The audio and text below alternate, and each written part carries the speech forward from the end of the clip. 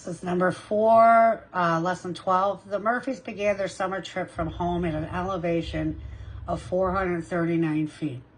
They drove to the mountains and climbed to an elevation of 1,839 feet. After their visit on the top of the mountain, they drove down the mountainside 527 feet, where they stopped for lunch. At the end of the day, they spent the night at a campground at an elevation 264 feet higher than the restaurant. What is the difference in elevation between the campground and home? Okay, so let's look at home. The Murphys began their summer trip from home at an elevation 439 feet. Okay? Now, between the campground and home, so that's home, and the campground, they spent the night at the campground at an elevation of 260 feet higher than the restaurant. So let's make this another problem here. Higher than the restaurant. The restaurant, after the visit on the top of the mountain, they drove down the mountainside 527 feet, where they stopped for lunch. Oh my goodness.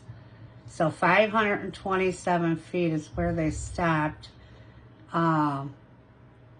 The top of the mountain.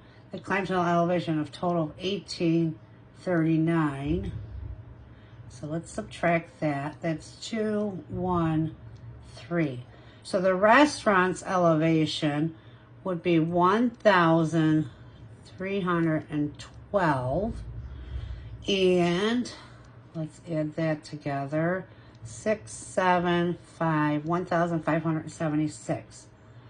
And what's the difference between home and the campground? Between the campground and home. Okay, so this is the campground and this is home. So let's subtract. 16, 7, 3, 0, 1. Let's see if we're right. I think this might be a 1. I forgot it. Sorry. Okay, 16, 7. Yep. Okay, so 1,137 feet. It would be B.